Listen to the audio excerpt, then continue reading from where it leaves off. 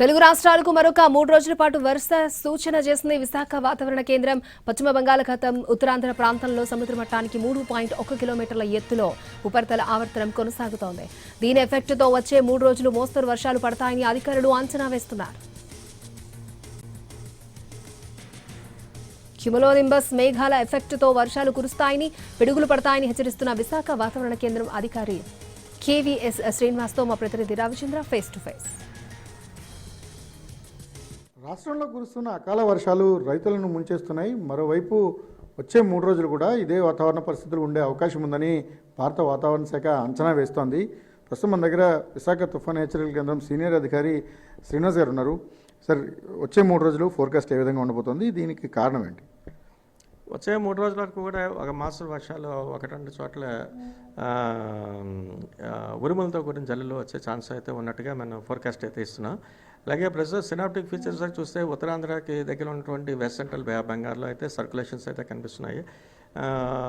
అలాగే next coming ఈ 3 to 4 days వరకు కూడా ఈ యాక్టివిటీ అంటే థండర్స్టార్మ్స్ అంటే మరీ ఎక్కువగా కాకుండా అక్కడక్కడ 1-2 చోట్ల ఇటు ఉత్తరాంధ్రలోనూ దక్షిణ కోస్తాలోనూ కూడా కనిపించే ఛాన్స్ అయితే ఉంది.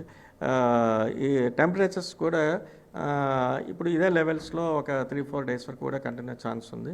ఆ తర్వాత గ్రాడ్యువల్గా రైజ్ అయ్యే అవకాశం ఉంది. సార్, అంటే థండర్స్టార్మ్ యాక్టివిటీ ఉంది, ప్లస్ ఈదురుగాలు కూడా బలంగా వీస్తున్న పరిస్థితి ఉంది. ప్రస్తుతం చూడొచ్చు ఏ ప్రాంతాల్లో ఈ థండర్స్టార్మ్ యాక్టివిటీ నడబోతుంది, ఈదురుగాల తీవ్రత ఏ విధంగా ఉండే అవకాశం?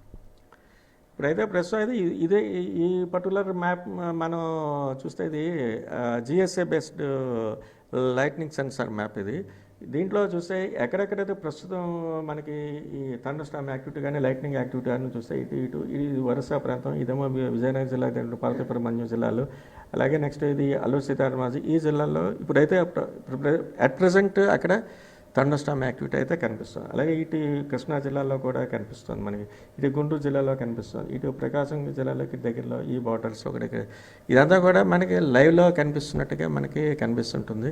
సరే అండి, క్యుములోనింబస్ ఇంపాక్ట్ ఉంది, చాలా చోట్ల భారీ వర్షాలు, కొన్ని చోట్ల అయితే భారీ వర్షాలు కురుస్తున్నాయి. క్యుములోనింబస్ ఇంపాక్ట్ ఏ విధంగా ఉండబోతుంది తెలుగు రాష్ట్రాలకు సంబంధించి?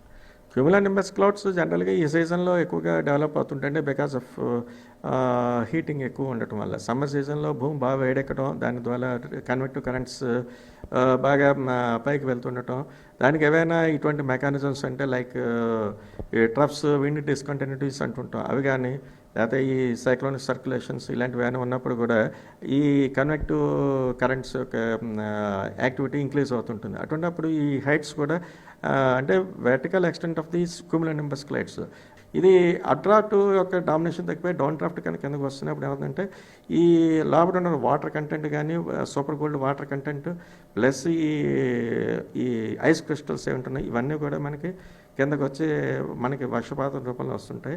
ఈ అట్మాస్ఫిరిక్ ఫ్రిక్షన్కి ఏమవుతుందంటే ఈ ఐస్ క్రిస్టల్స్ చాలా వరకు కరిగిపోతుంటాయి. చాలా చోట్ల మనం ఎక్కువగా థండర్ షవర్స్ ఎక్కువ చూస్తుంటాం.